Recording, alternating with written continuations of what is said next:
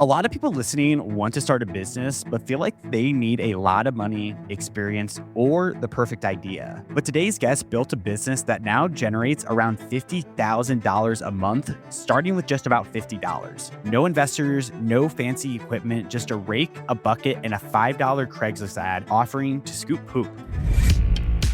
Fast forward today, and Mark Regan is now serving hundreds of customers and even building a franchise model. I'm Ryan Atkinson, and you're listening to the Self-Led Podcast, where we uncover the secrets of building and running successful businesses. And today, I am so excited to welcome Mark to the podcast. We are having so many listeners asking us to do more Poop Scoop episodes. So, Mark, so excited to have you on here. Thank you for the opportunity. Ryan, it's great to be here. Thank you for having me. It's an incredible little business. Like you said, you can start with almost no money.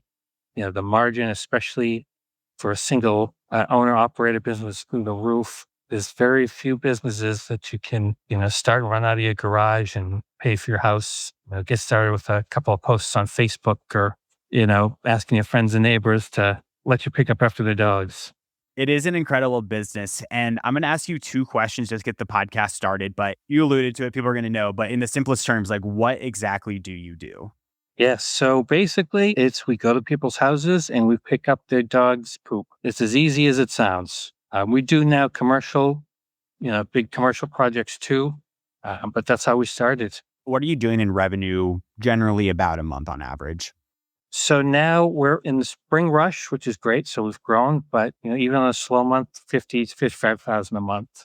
That's insane. I know people are going to, their ears are going to perk up because, again, you start with just about $50 and a $5 Craigslist ad. So let's go to that time. Where did the idea of like dog poop scooping business come from? And why did you think it might actually work here? Tell us about the origin stories. It started just like so many other entrepreneurs. I have a business partner and we would just pitch in ideas to each other. We would just do this all day long. We both worked a sales job. And if you're in sales, there's a lot of downtime sometimes. And it was actually Dean's idea. He just got a new dog. I have two big dogs. And he said, I bet people pay us to pick up their dog poop. And I originally thought he was out of his mind. I didn't know this industry existed. And he said, let's run an ad. Let's do a Craigslist ad. And to me, I'm thinking Craigslist ad. I didn't even know you could pay to put an ad on Craigslist. And he put the ad up, and maybe 5 or 10 minutes after it went live, we got our first call, our first customer. It was crazy. And the guy was a corporate chef. His wife was professional too, just had twins. They were just overwhelmed. And he was begging, you got to help. The dog poop is ankle deep. When can you come out? We can't bring the kids outside. We don't want to walk outside. And I turned to Dean and I was like, this might work. And we still have that guy today. Wow, that's crazy. It's all started with the $5 Craigslist ad, which is just awesome. But what did that ad say? And talk to me about the moment of getting that phone call a little bit deeper. Were you like, holy smokes, this actually might be a business? It's funny. I don't know if I ever even saw the ad, which is funny. I never thought about that. No one's ever asked me that before. I think Dean just did it on his phone. But hearing that customer talk about how he was having trouble keeping up with the dog poop, it occurred to me that there are a lot of people, middle-income people, who work a ton. It's hard to be a professional, have dogs, raise kids. Mom and dad are both working. You need to get out there and pick up after your dog. It's a problem. Even in my own house, I hate doing it. You don't want to get out there, even if it only takes 10 minutes. And that's kind of, for me, that was the light bulb. Because when he came up with the idea and first mentioned it, I thought, anyone could do this. Anyone could pick up dog poop. And the reality is, just because anyone can do something doesn't mean everyone will do it. That's good right there. Okay, so $5 Craigslist ad, you get your first customer. What are your startup costs? What were some of the first supplies you had to actually buy? Just very little. We bought actually a couple of those pooper scooper rakes, and the rake and the little scoop that goes with it. Got some Home Depot buckets and trash bags, and that was it. And at the time, I think you get a pooper scooper and a rake is probably, now they're $40, but back then they were probably $10. We probably already had the buckets and trash bags. And I think we charged that first customer, we charged them $20. Oh my gosh, insane. So I'm curious, you now have like the rakes and everything you need. You're walking in this backyard. Was it simple? Was it literally just that simple of like picking up poop and like putting it in and like leaving? Or was it like generally like just like was it that simple to get started? It really is that simple to get started. You just go out there and pick it up. There's no secret technique. You don't need any special tools. You don't need any special training. The magic isn't in doing the job, it's in paying attention. It's so simple that customers expect you to get all of it. That's the thing. But it really is that easy. You just have to go out walk like call it the lawnmower, but like kind of like you're mowing the lawn. Just make sure we walk over every inch of the yard. But that's really all there is to it. Wow, it's really that easy. You can get started for such like low startup costs, which listeners should like absolutely be loving. Pricing the job. What's like the science, the anatomy, the formula to like actually like pricing these jobs of like what you know now and how you do it now? Like how should people price their first jobs? That's my favorite question because people will look at their competition instead of looking at their own business expenses. The important thing, you can charge $10 a visit and you can have, 30 customers on your route. But if you're really going to price and really going to be successful, you need to think about, not only what's costing you in terms of time and effort and supplies, but where you want to go. So if you want to build this business, you need to, you're going to have to eventually advertise on Facebook or Google. There's costs associated with that. So your price can't be just break even. We charge about $30 a yard, which is more expensive than average. But that, at our size, that allows us to pay our employees good wage and cover things like, advertising, marketing, and covers you for things you don't think about, like what happens if a customer doesn't pay you, or what if they need a refund because you did a bad job. Because we charge more, we're able to, if a customer has a complaint, we just give them their money back. No questions asked. And it builds a lot of customer loyalty. So yeah, I would say to anyone who's starting this out, we picked $20 a yard in the first year. We pulled that right out of the air. But take a minute and write down not just what your costs are, but what do you want to make? Do you want to make $100,000 a year? Figure out how much it's costing you to do each job, how many jobs you're going to have to do with your profit margin to get to that $100,000 a year or $1 million a year, whatever you want to actually pay yourself. I'm curious here because people are going to listen to this and they're like low startup costs, like you make good money with it, but like I don't actually want to scoop the poop. Is that something that you're currently still doing is scooping the poop, or have you like contracted out? You mentioned something about employees. So talk about the team makeup and how you can do this right. Yeah, we have employees now, but for probably the first maybe 4 or 5 years, me and my partner were both on the road. It was hard. I think we were too slow to get employees. So when we started to grow, I was nervous to ask other people to do. I was afraid they wouldn't do as good of a job, which was a huge mistake. As soon as we hired people want to do a good job. When you're hiring, you'll find people who want to do a good job. So if you don't want to do it, you can definitely find employees. But I would say, if you're just signing your own, get out there. Even if you have the funding to hire employees out there, get out there and just learn what it looks like to be in someone's yard.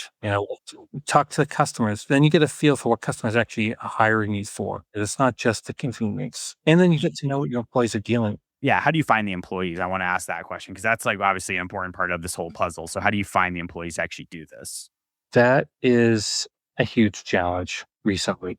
We used to just, put a job posting on Indeed and we would get dozens or hundreds of applications a week. Lately, it's been a lot harder. I'm not really sure why that is. But we also will email, we'll send a blast to our customers.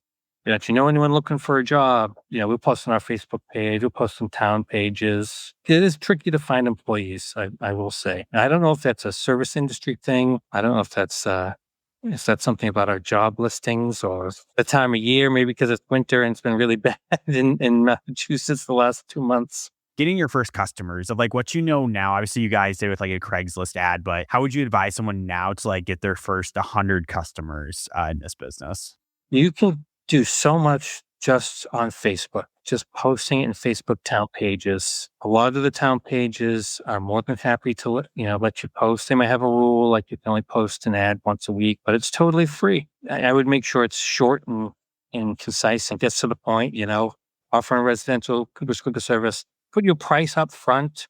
If you're charging $35 a yard or whatever, $25 a yard, put it right in the post. And I would just as many of these pages as you can find and get in. Just, I wouldn't say spam them, but post as much as you can, because that's where a lot of people will find find local services right through these pages. And people like to, when you post, they know it's you. You're the guy. So they can message you. You're not some anonymous, company out there posting, and it's free.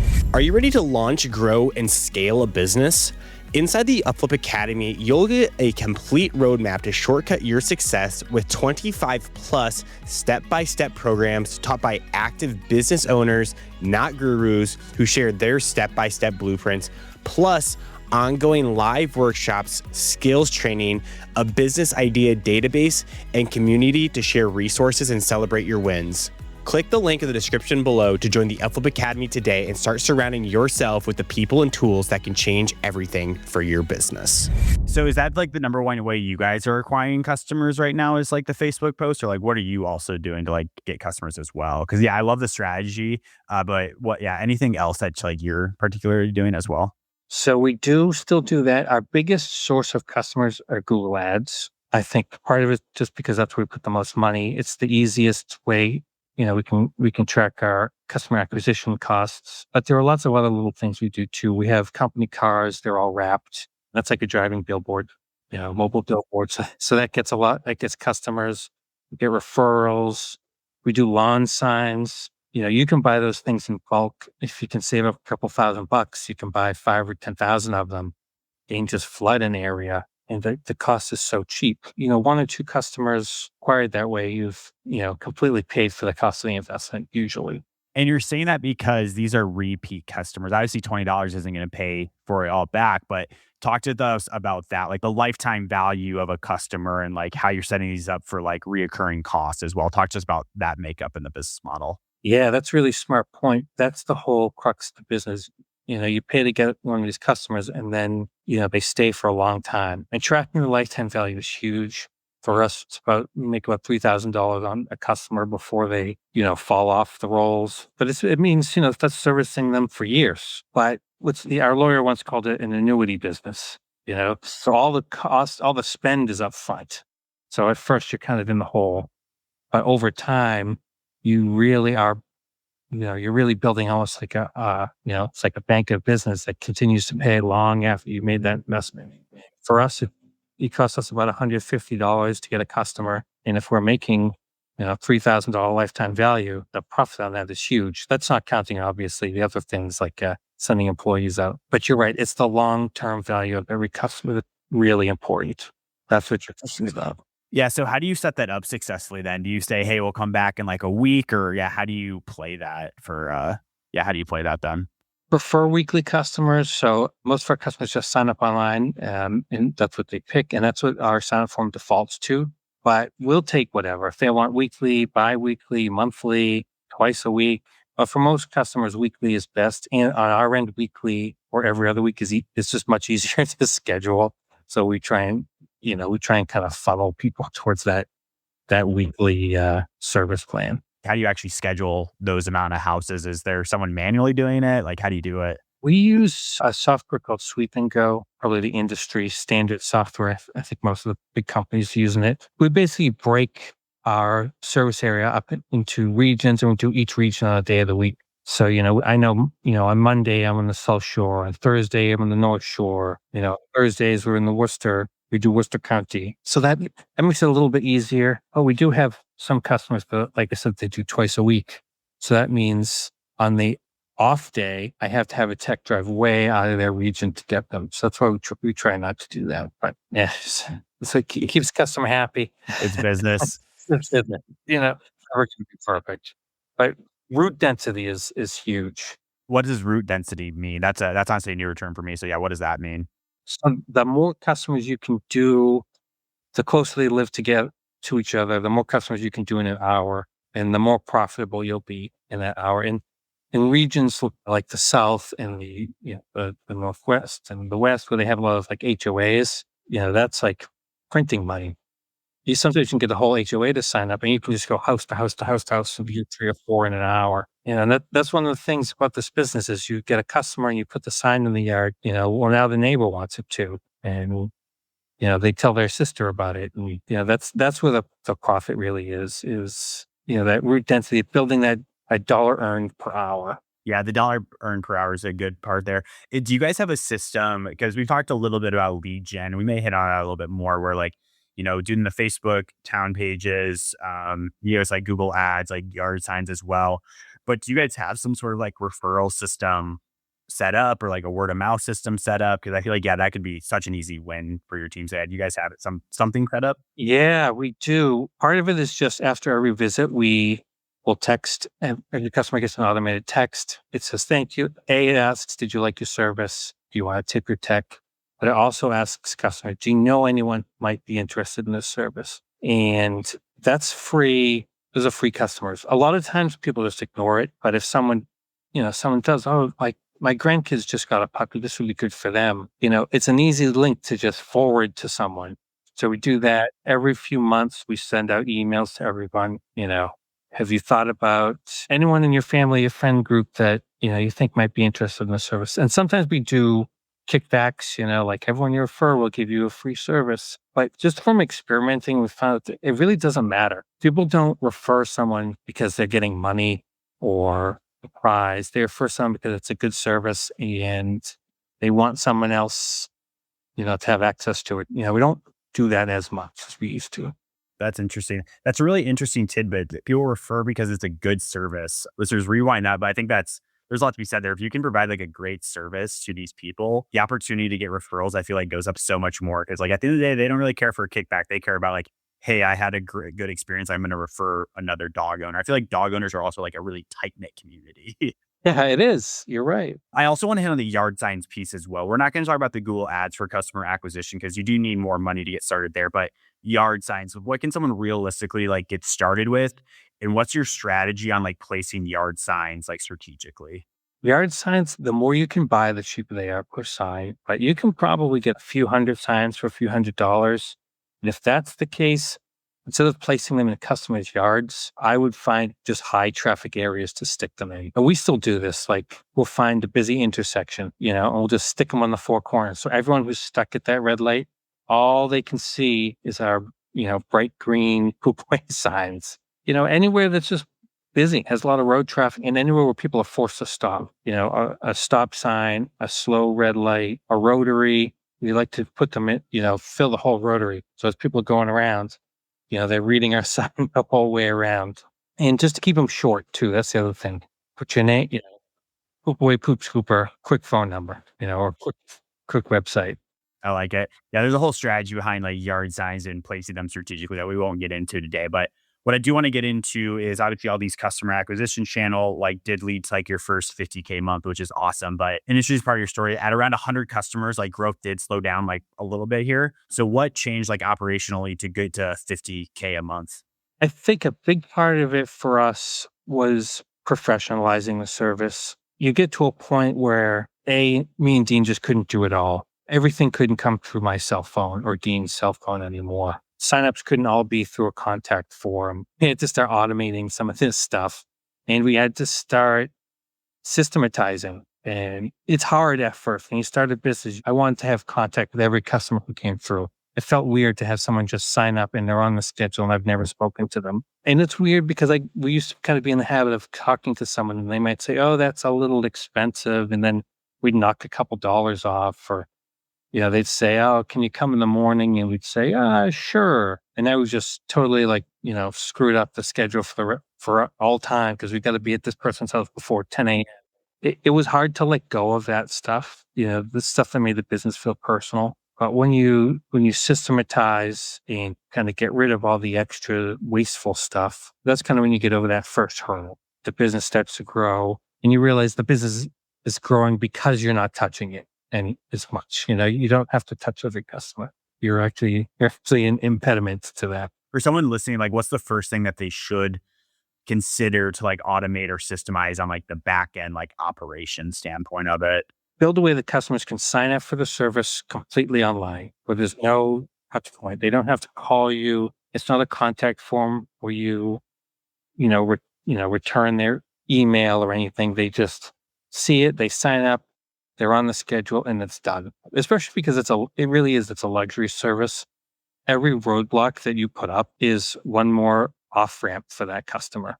Before they think, do I really want to pay $30 to have someone pick up my dog? No, I'll have my kids do it. Or I'll think about it for another week, and then it never happens. You want them to just see it, sign up, and once they're signed up and they have that credit card on file, they're never going to think about it again. And now all of a sudden, it almost becomes one of those subscriptions that they forget they have. Yeah. And it's right at that price point, honestly, too, where it's not, $150 a month, $200 a month, where every time it comes across your credit card bill, you're like, oh man, like that's a lot of money. It's $20 or $30 a month. Yeah, well, we do that a week, but that's why we charge weekly.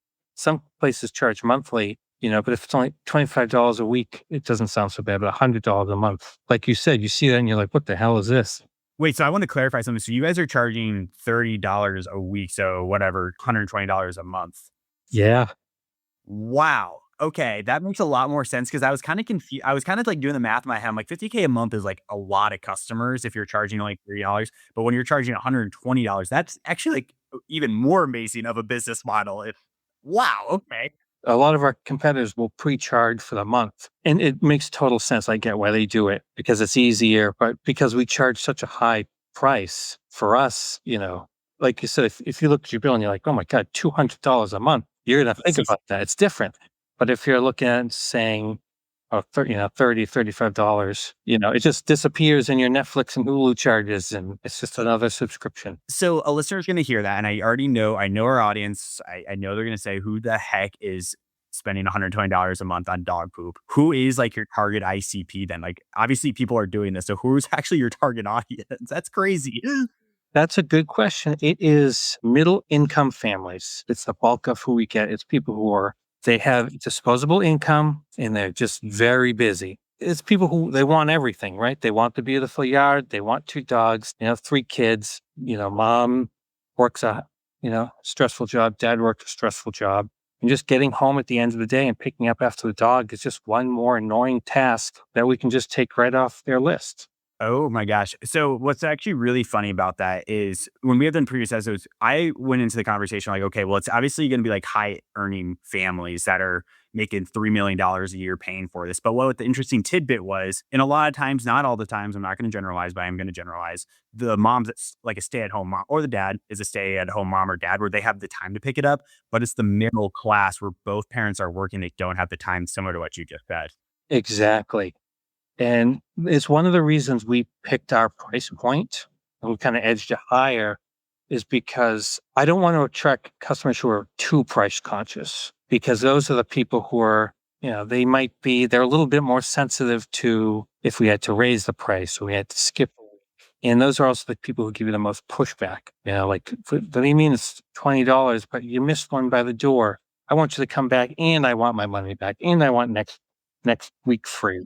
And I just didn't want to do any of that. Unbelievable. $120 a month for a single customer to do this. And it's not easy work. Like, I mean, you're standing all day.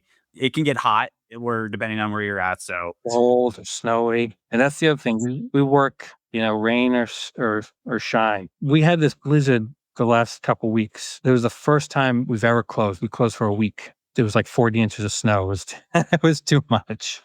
Well, great stuff there, Mark. One more question before we dive into our fan blitz. Let's make it super actionable for listeners, because obviously my ears are perked up and like I'm thinking about texting one of my friends right now and doing this business.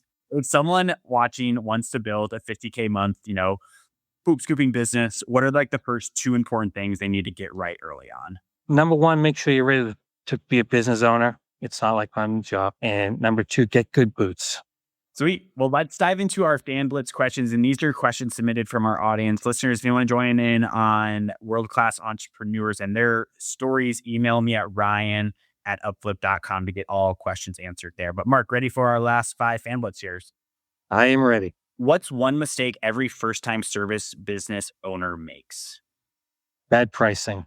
If someone wanted to start a poop scooping business tomorrow, what's the very first thing that they should do? I would start looking for customers before you even buy supplies. Start posting in Facebook groups. Figure out where your first customers are going to be. What's the easiest way to get your first 10 customers in a local service business? Just start posting on Facebook and ask your friends and family. You'll be surprised how much support you get from your own network. What's one tool, app, or system you wish you had started using on day one? Sweep and go. Oh, I like it. Last one for you. If someone had $100 and wanted to build a 50K month service business like this, what would their first 30 days look like? Tell us at a high level. Just lots and lots of posting on Facebook. Bother everyone you know. Make sure everyone that comes into contact with you knows you're in business and you're ready to take customers. Well, Mark, thank you so much for your time today. Appreciate all the insights. This is a really fascinating business, so I appreciate you taking the time. If someone wanted to learn more about you, where can they connect with you and do so at? You can find me right on our websites at www.callpoopaway.com, or you can just email me directly, mark@callpoopaway.com. Listeners, that was a great episode. 3 quick takeaways for you. Number 1, to determine what you want to price it, look at your business expenses. How much do you want to make a month? What's your overhead? Look at that, and that'll determine what you should price at. Number 2, a bootstrap free way to get started is just post in Facebook town pages. Go to your local Facebook town page. Almost every town has them, and just post in there. Make it short, concise, to the point, what you're offering. Number 3, professionalize the service. We talked a little bit about him getting capped at 100 customers and how did he expand from there, professionalizing the service. And that's how he's now doing almost a $50,000 a month. Great episode here. I absolutely love the poop scooping business. I think it's so easy to get started. Anybody could do it. Highly recommend it here. So great episode. If you guys are enjoying this podcast, give us a 5-star rating wherever you get your podcast. Helps us get more amazing entrepreneurs like Mark onto the show. See you next Monday. Mark, appreciate your time today. Thank you so much. Thank you, Ryan. It was a blast.